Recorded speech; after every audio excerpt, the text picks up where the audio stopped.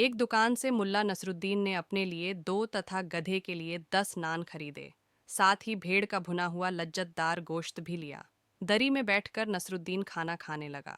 पास ही खड़ा उसका गधा भी नानों पर हाथ साफ करने में जुटा था। नसरुद्दीन ने उसी स्थान पर रात बिताने की सोच रखी थी। वह खुले में बैठे था तो धनी व्यापारी तथा यात्री तंबू गाड़कर भीतर बैठे मौज कर रहे थे। तभी नसरुद्दीन के कानों में कुछ तेज तेज आवाजें पड़ी, जैसे कोई झगड़ रहा हो। जिस दुकान से उसने नान तथा गोश्त खरीदा था, वहीं कुछ हलचल सी दिख रही थी। नसरुद्दीन अपनी उत्सुकता दबा न सका और उसी ओर बढ़ चला। उसने देखा कि दुकान का मालिक एक गरीब से दिखने वाले आदमी से झगड़ रहा था।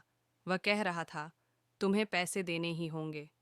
तुम जानबूझकर उस ओर लेटे थे जिस ओर मेरी दुकान से गोश्त की खुशबू उठकर जा रही थी। सारी शाम तुम बढ़िया खाने की खुशबू का आनंद लेते रहे।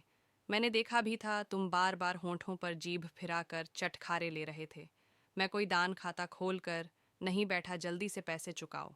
बेचारा गरीब आदमी बेहद असहाय दिख रहा था। शायद नसरुद्दीन की तरह उसके पास भी फालतू पैसे नहीं थे। लालची दुकानदार की बातें सुनकर नसरुद्दीन को गुस्सा आने लगा था।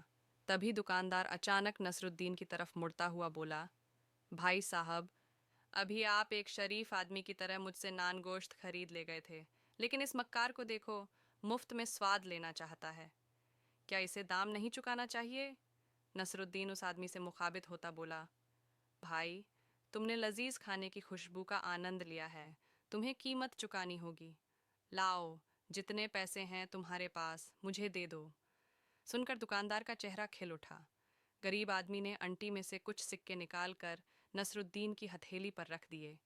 नसरुद्दीन ने उन सिक्कों को दोनों हथेलियों के बीच रखा और दुकानदार से बोला, लाओ, अपना कान इधर लाओ और ध्यान से सुनो।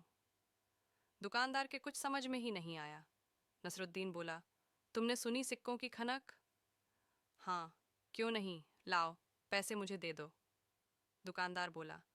लेकिन नसरुद्दीन ने सिक्के गरीब आदमी को लौटा दिए और दुकानदार से बोला, हिसाब बराबर हो गया। इसने तुम्हारे खाने की खुशबू ली और तुमने बदले में सिक्कों की खनक सुन ली। दुकानदार का चेहरा फक पड़ गया। वहां खड़े लोगों ने भी नसरुद्दीन की बात का समर्थन किया। उस गरीब आदमी ने नसरुद्दीन का शुक्रिया अदा किया। जब नसरुद्दीन वापस गड्ढे के पास पहुंचा तो वह उसे देख खुशी से मिट्टी में लौटने लगा।